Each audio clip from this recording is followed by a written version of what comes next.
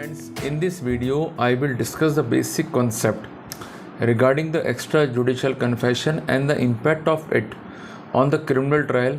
So this video is quite important because here I will discuss the basic concept of the extrajudicial confession in the light of Indian Evidence Act. This lecture is important for the litigants and for the law students so that they could understand the basic concept and could apply their mind to the fact and circumstances. So whenever they are in trouble or they are getting confused, the content shown in this video may become the pathway. Whatever I am going to narrate or avert is not my personal thought or view. It is based on judgment of Honorable Supreme Court. So first I will discuss the judgment of Honorable Supreme Court, then I will discuss in short what is extrajudicial confession so that each and everything could be covered in a very short time.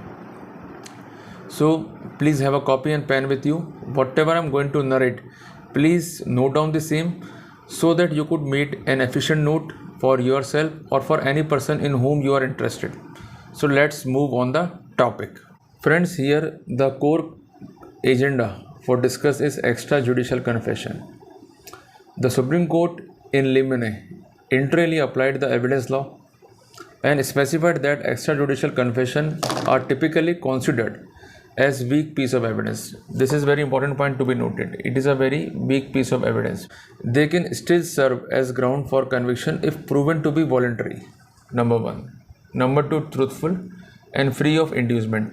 Because we should remember that and we should note that every evidence obtained by compulsion or by offering bribe or kind or by the way of inducement is totally illegal and declared to be illegal as per the protocol and provision of Indian Evidence Act.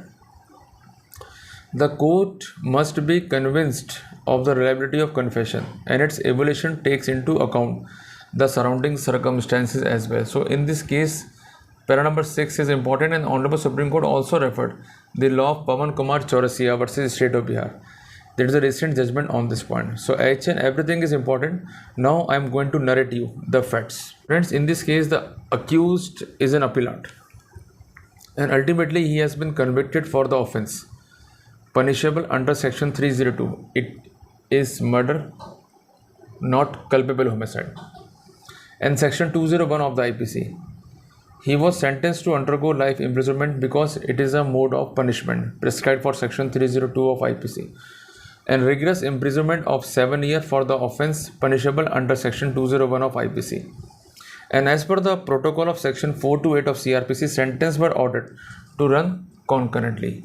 So here you should study section 302, 201 of IPC and 428 of CRPC to make the subject more clear. The appeal preferred by the appellant has been dismissed by High Court as well, and the outcome judgment is impugned judgment. In this case, the deceased is Shanti. Shanti is the wife of appellant. So we could conclude that the husband has committed the murder of wife. According to the prosecution, the appellant has suspected regarding the integrity of the deceased. The appellant suspected that she is having illicit relationship or intimacy with some person. Here we will show him as Mr. P. So in this picture there are three persons. One is the accused Mr. A, the deceased Mrs. D, and the third party who is suspected to have illicit relationship with Mrs. D is Mr. P. On 29th of May 2006 at about 9 p.m., the accused Mr. A took the deceased to the bank of Punai River and assaulted her with a stick. The said Shanti succumbed to the injuries, and finally the accused buried the dead body in the same place. The concerned prosecution witness number 3 and 4 are the parents, means father and mother of the deceased, who were inquiring with the appellant about the whereabouts of the deceased. However, appellant told them that deceased was missing. So by these lines, the following three facts are very much clear. Number 1, that Mr. A and Mrs. D are husband and wife.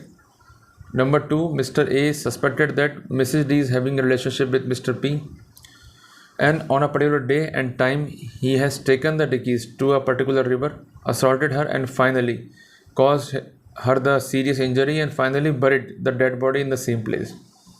And ultimately, when inquiry was raised regarding the same by the parents of deceased, the accused appellant told them that the deceased was missing.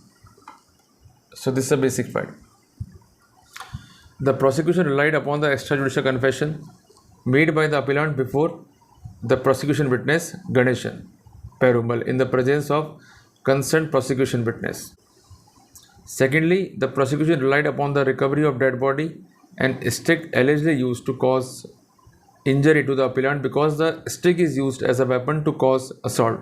Thirdly, as per the prosecution, the skeleton was identified by the parents of the concerned deceased on the basis of clothes thereon. So these three connecting evidences are used against the accused to convict and prosecute him for the offence punishable under section 302 and 201 of IPC. When the matter was before the Honorable Supreme Court, the following contentions has been raised. The main submission is that PW1 and 2 were complete stranger to the appellant. That is very important. The alleged extrajudicial confession was made by the appellant before the said two witnesses 2 months 11 days after the date of incident. That is very important. The learned counsel submitted that the conduct of prosecution witness number 1, who was a village administrative officer, does not inspire confidence, as he immediately did not report the matter to the police. That is very important. So connecting chain is missing because the matter, when based on circumstantial evidence, the chain should be complete and should not be broken. If it is broken and if it is not inspiring any confidence, in that scenario, the benefit usually goes to the accused. In this case, the key point is that the extrajudicial confession is made, that is a contention of prosecution, but as per defense, it has been made as per the admitted position, that is 2 months 11 days after the day of incident. And apart from that, conduct is also doubtful because the concerned prosecution witness is village administrative officer and he has not reported the matter even though the fact has come into his kind knowledge. So there are sufficient ground to draw adverse presumption against the prosecution as per section 114G of the Indian Evidence Act. The learned counsel further submitted that the identification of body or skeleton of the concerned deceased was not established.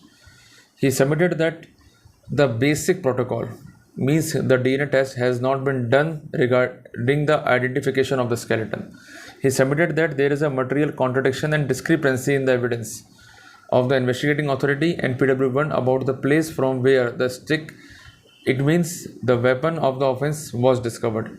He pointed out that prosecution witness number 8 and 11, who were cited as witness to support the theory of last scene, even did not support the prosecution. So in the murder case, the last scene theory is quite important, and the concerned prosecution has to establish the proximity between the last scene and the death. If there is no proximity, there is remoteness, and intervention of third party cannot be ruled out in that scenario.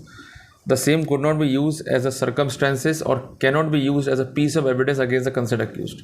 In this case, the concerned counsel appearing for the state submitted that there is no major discrepancy and contradictions in the version of the concerned witnesses. He submitted that although prosecution witness number 8 has been declared hostile, but his evidence cannot be discarded, and apart from that, he has placed reliance on number of judgment.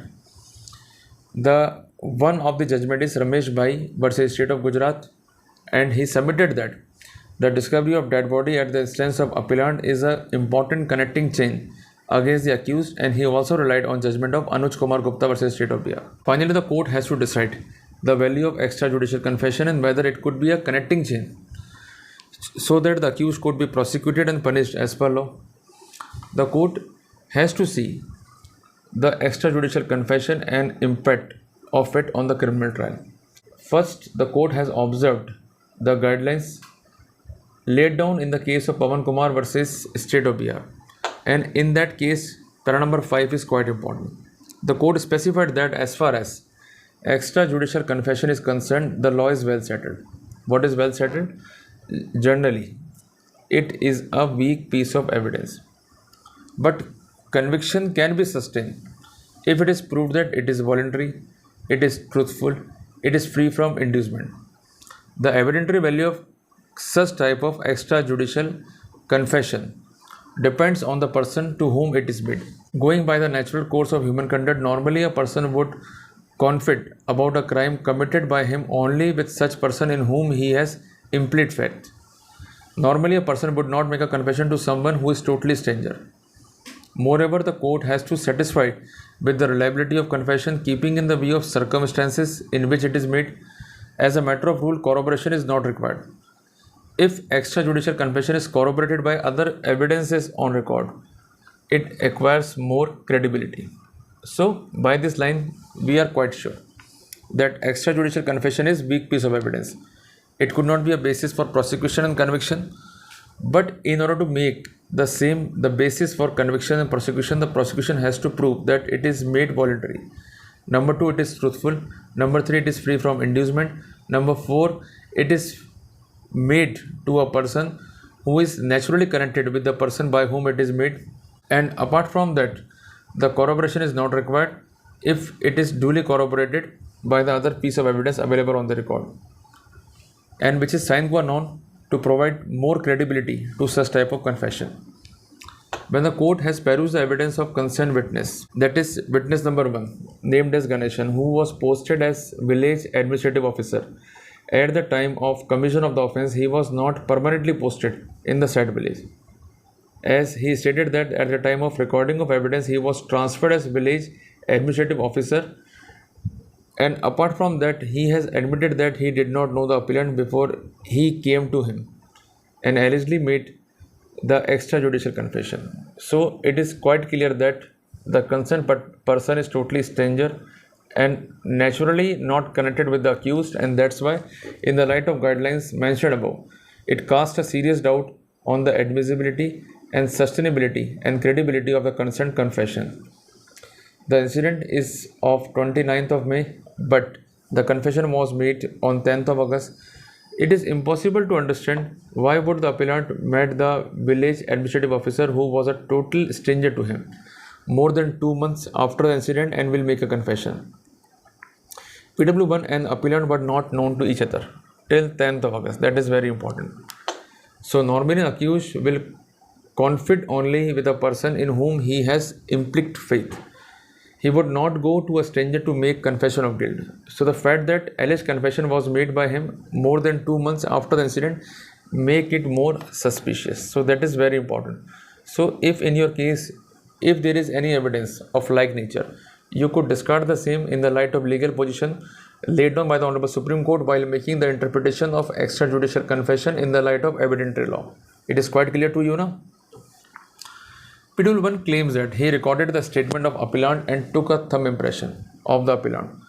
There is no evidence submitted by the prosecution to prove the thumb impression, and apart from that, PW1 claims that after making the confession, appellant took him to the place where incident has been committed, and apart from that, PW1 did not take the appellant to the police station after the alleged confession was made. So it cast a serious doubt on the conduct of the concerned witness. In this case, he did not inform the police immediately after recording the extrajudicial confession. PW1 claims that he visited the place of incident with the appellant, which was shown to him, and the same was marked by him as scene of alleged incidents. Only thereafter he took the appellant to the police.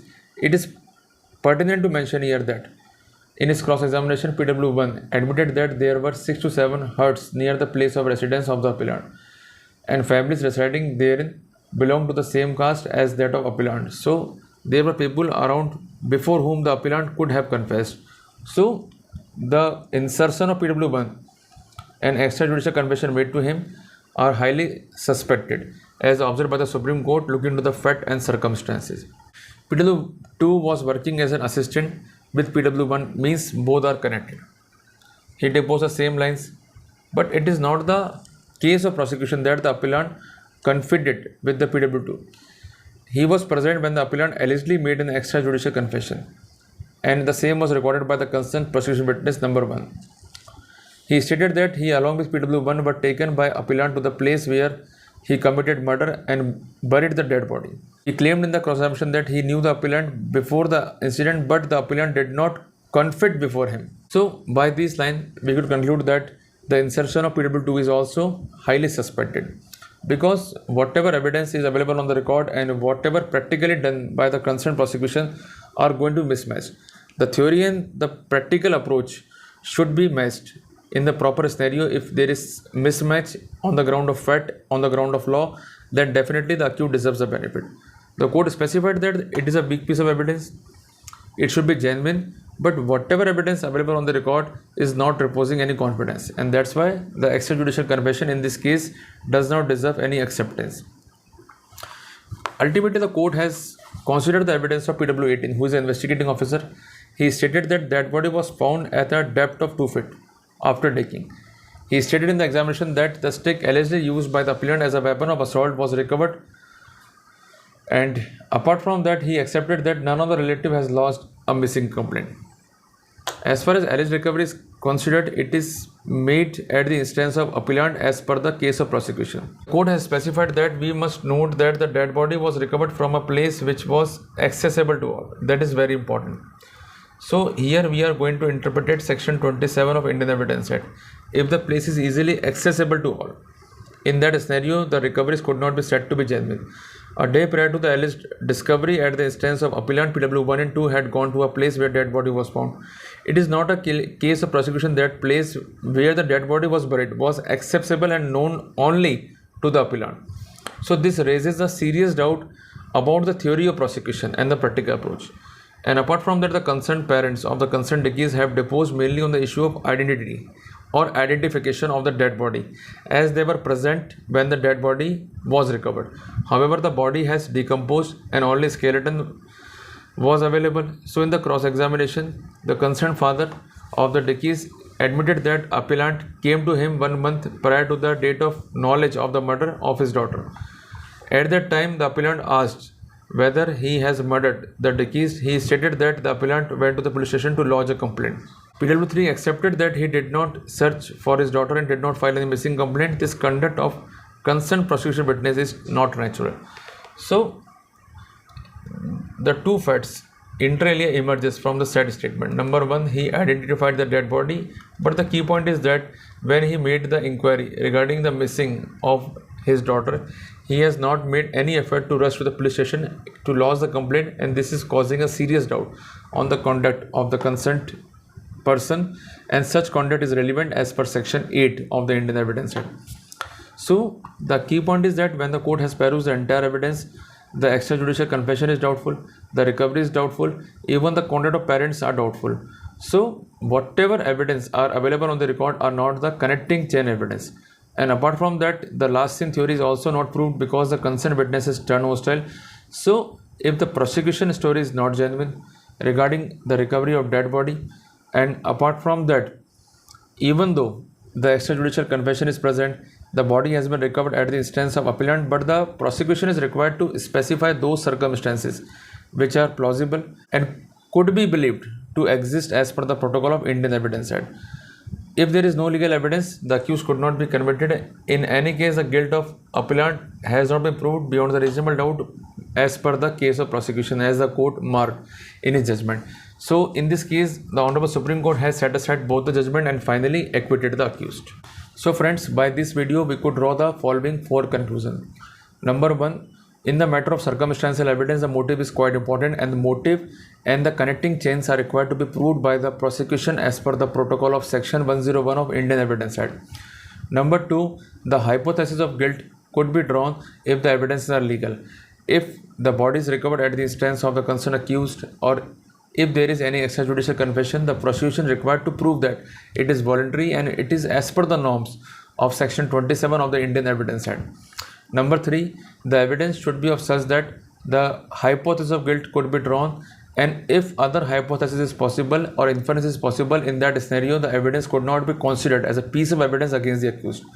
And number 4, the prosecution approach while connecting the accused with the crime should be genuine. If the theory is totally hypothetical and the practical approach is going to be mismatched with the theoretical approach, in that scenario the accused could not be convicted. So in the last, we could say that if we are accused of the murder, of rape, of anti-corruption, usually it is seen that the prosecution, in order to make its case successful, inter alia pressurize the accused to confess. And inter alia you confess before certain person and certain fabricated evidences are prepared. In that scenario, your rights are going to be affected. Do not make any extrajudicial confession under compulsion. If they compelled you, just lodge a report to the concerned police, and you could send the same by the speed post or by any other mode of communication, so that your submission, your grievances could be taken on record, and if later on you submit the same to the concerned court, your statement, your version could be relied by the concerned court while making an adverse inference against the prosecution.